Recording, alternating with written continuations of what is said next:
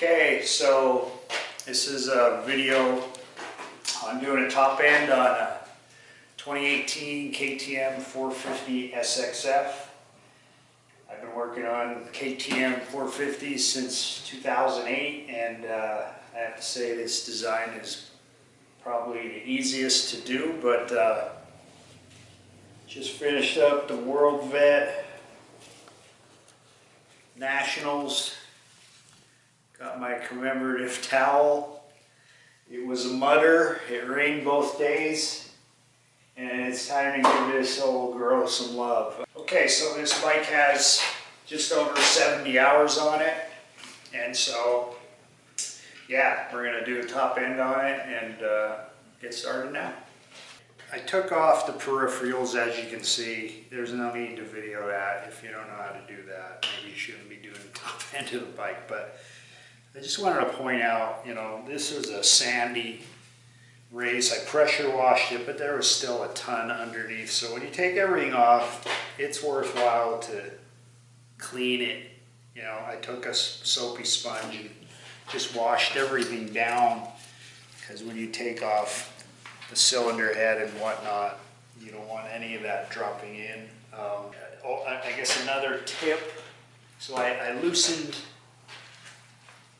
band here and then undid these swing arm bolts, and it takes a little force, but you could pry the throttle body off and then kind of just get it out of the way by jacking it up, and then you tighten these top screws to hold its position. And that's kind of a nice thing, because with these modern bikes, they're very tight, and you know, we got a lot going on here. And as you see, I used another use for duct tape.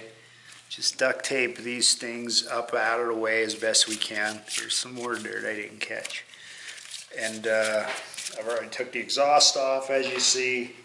I drained the coolant already.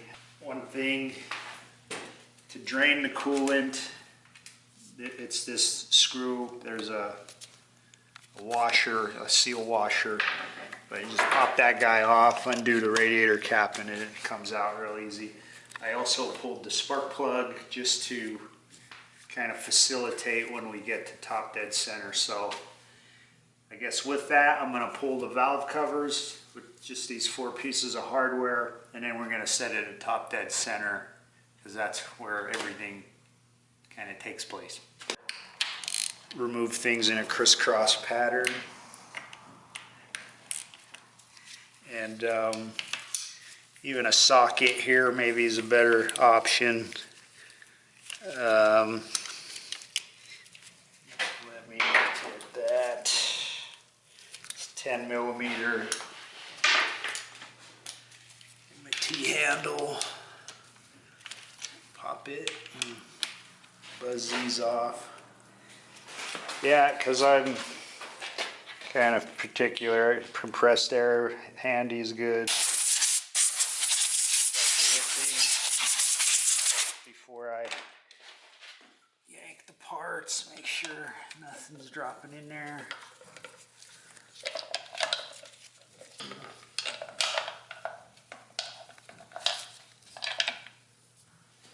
There we go. Top dead center.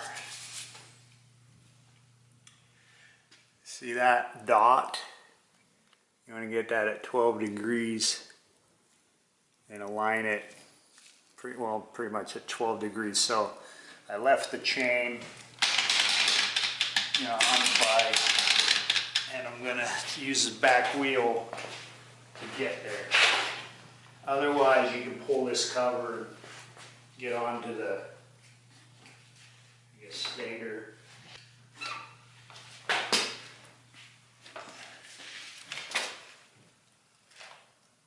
Okay, so we're about there.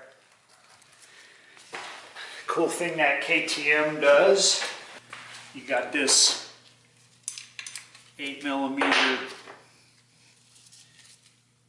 bolt. They have this spacer, so you yank the spacer and then put this bolt back in, screw, whatever you want to say, and it catches a little doodad on the crank to lock it at top dead center. So that's kind of a nice little design feature that KTM does.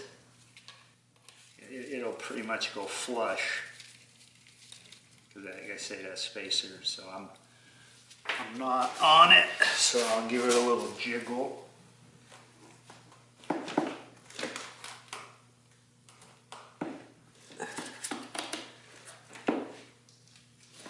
There, got it. So you see it's flush. I'm engaged in that feature in the crank, I guess. Okay, so we're at top dead center.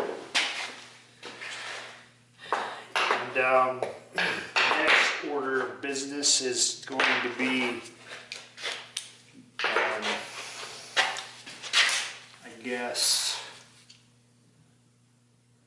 pulling the cam right here. Could you see that now? This screw secures the cam, and so we're going to yank that. You're going to want to Loctite that guy when you put it back together. Magnets are nice. And again, make sure your tools are nice and clean, so you're not dropping particles down in that valuable motor. I think the Loctite might be hanging up. So I'm going to grab my forceps, extract that screw. Yeah, see, they Loctite it from the factory, nice and good. Okay, so I like to keep things together, so I'm going to put the screw that lived with me back in there, so I don't wonder where it went or I lose it, etc. Okay, so the next thing I'm going to do is take the timing chain tension off. So I'm going to pull this piece of hardware. I think it's 10 millimeter. Looks like it. Yes. And that's got the spring backing it up. There he is. And then I'm going to yank. It's 8 millimeters. I'm going to yank him. I'm going to try to do it without destroying the gasket.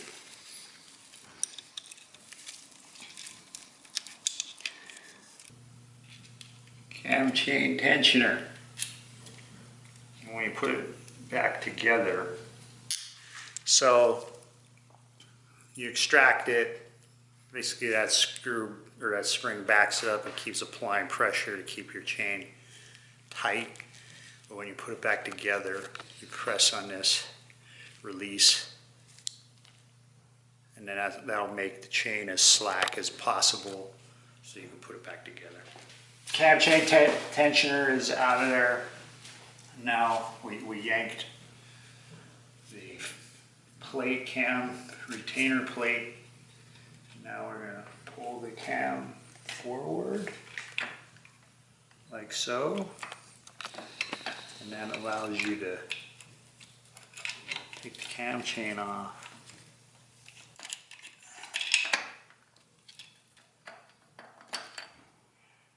There's your little cam. Isn't that nice?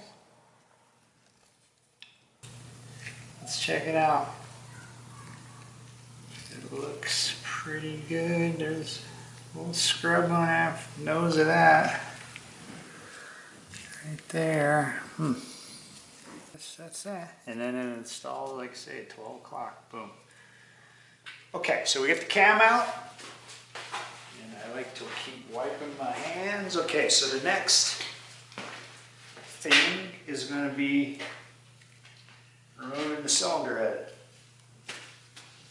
So you got 4 screws, 2 inside the valve cover and 2 on the outside. You're gonna bust them off in a crisscross pattern. I'm thinking 8mm. Oh, look at that. So, got these at good old Harbor Freight because on the exterior bolts, it's kind of a tight fit. 8mm. Dead blow is always nice. Make sure it's in there.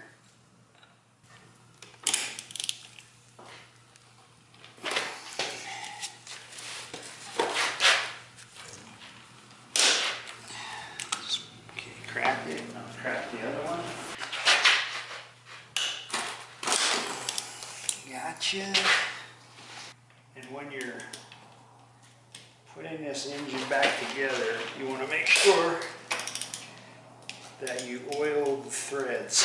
And I'll go over that when I'm doing it, but because you want to avoid breaking these, and yeah, it's just a good practice.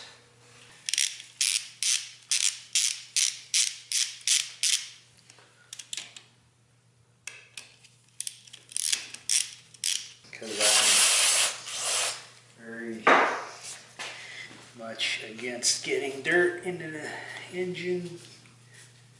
I'm spraying off these outside hardware because there's some dirt around.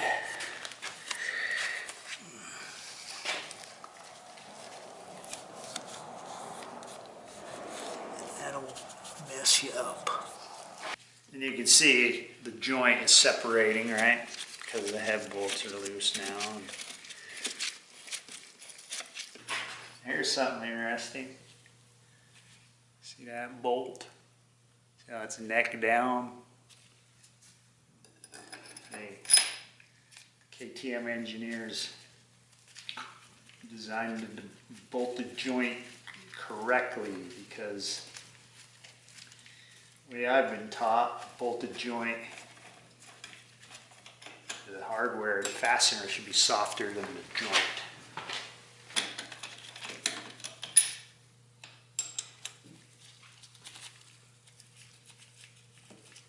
And I don't know if this matters, but I like to keep the positions of the bolts the way they came out of the engine, so.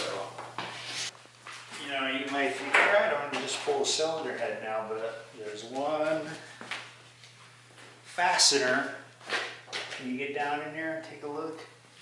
It's an 8mm screw. You got to get him out before the whole business can come apart. Get a T-handle, bust him off. Don't drop him into the motor, because that'll suck and you'll be sad, and I'm going to be sad if I do it, so I better give him a magnet handy.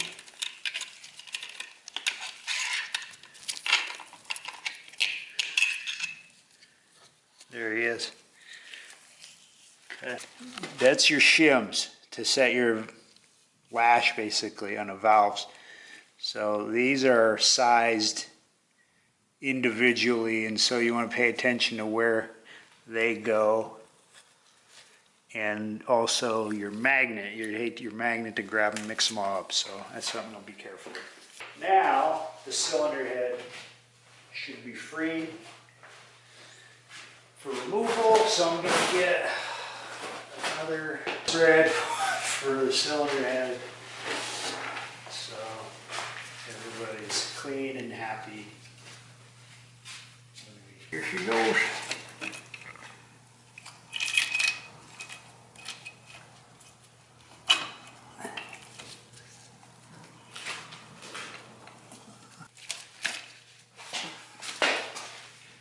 Getting down on the throttle side of the bike, and that's it. She's off. I left the header their springs on, and they're kind of hanging me up, taking it off, so they're coming off. Because they are annoying. So that's cylinder head. And so, of course, this is your head gaskets. The old one.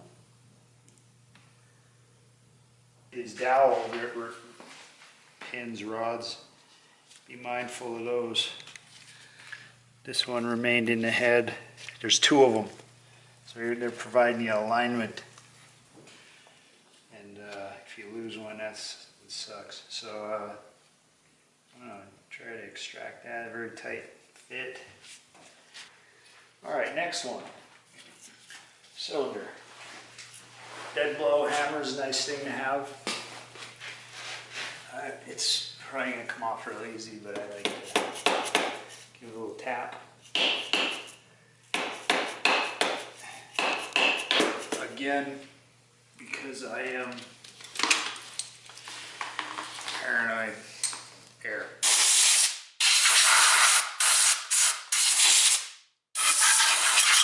Just be patient, and as you see, it's coming off. There's probably dowel pins on that as well.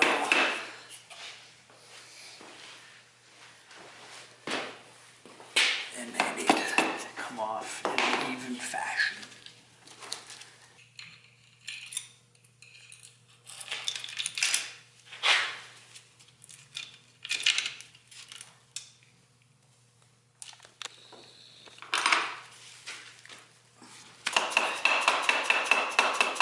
Vibrations make everything come apart.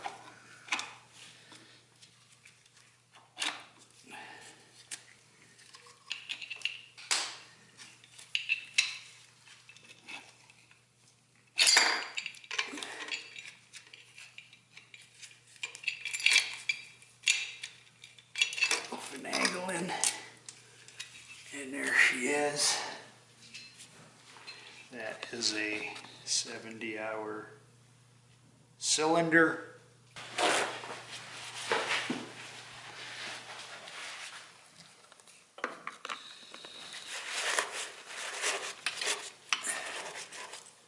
So, the favorite part of the top end job is removing the circlip. So, I'm going to do that, or try to, because these can be tough. In fact, KTM uses a thicker gauge wire on theirs, and that's a big reason why I just changed the whole piston. See, that's why you put a rag down in there.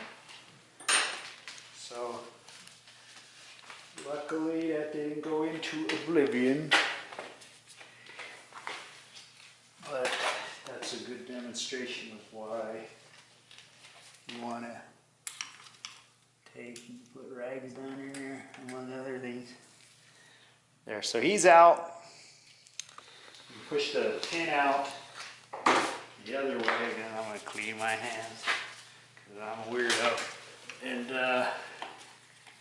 push him through like yay, I guess. And they make a tool to press this out if it doesn't want to cooperate naturally, which I hope I don't have to use it. But if I do, I will. And yeah.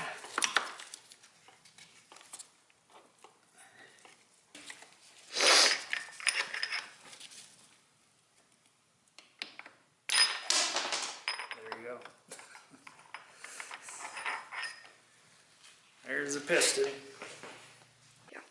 So this is the ring, of the old ring, and measuring the ring end gap. That's a good way to tell if your cylinder or the ring's worn. And so this is a 10 thou feeler gauge, 10,000, an 11, so barely goes in there. So I'm going to call it 11 thousandths The service limit, I think, is over 30,000. So I guess the bottom line is the reality. This thing where I didn't need a piston rings, but you know, I'm kind of OCD about bike maintenance. You got some scuff on the front and back, which is normal because that's what the piston does. As the explosions, you know, it's teeter-tottering on this pin, but yeah, probably a good part. I probably could let it go, but it's a part, it's getting a new one. But anyway, this thing was far from tired, and that's a full season of motocross racing and riding, and yeah, I guess it's just a demonstration that these things maybe, you know, are more rugged than you think, or yeah, but at any rate, that's of interest. Okay, so this is the new Wiseco piston kit. I assembled the rings per the instructions, so each ring end gap should be about 120 degrees from each other. You never want to line them up because that'll allow blow by. And I didn't show, but you install the piston in a cylinder with a ring compressor. So I put that assembly in a ring compressor and push it through.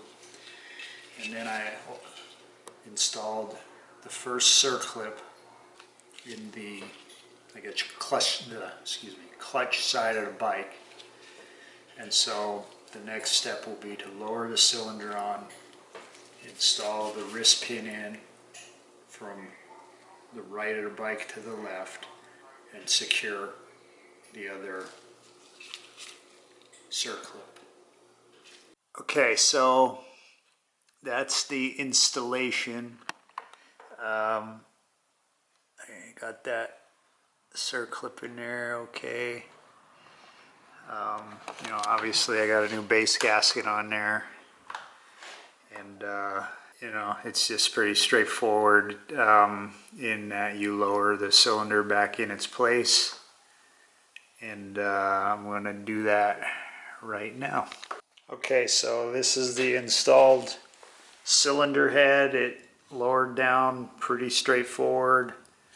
Just ensure, you know, the pin on this side of the engine is still there and intact, and yeah, you just lower it down and it's pretty straightforward.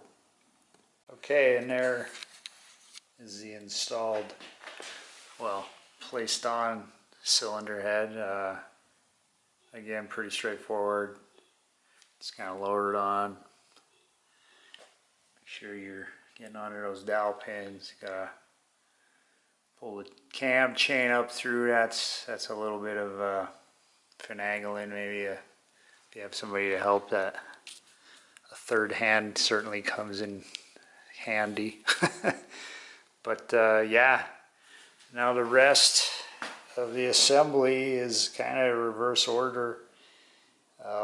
Again, put oil on the threads of the head bolts, and I like to torque them in 3 stages up to the final torque, just because, well, there's a bunch of reasons it's good to incrementally do that. Also, sometimes you have a bad torque wrench, so you're going to find out early instead of later when you're trying to put, you know, the torque spec in there. I think it's pretty heavy duty, you know, and then break the bolt in the engine and you're very sad. So well, now I guess yeah, I'm going to torque this head down and then finish it up by installing the cam and the cam chain tensioner, valve cover, and then the rest of the assembly is pretty straightforward.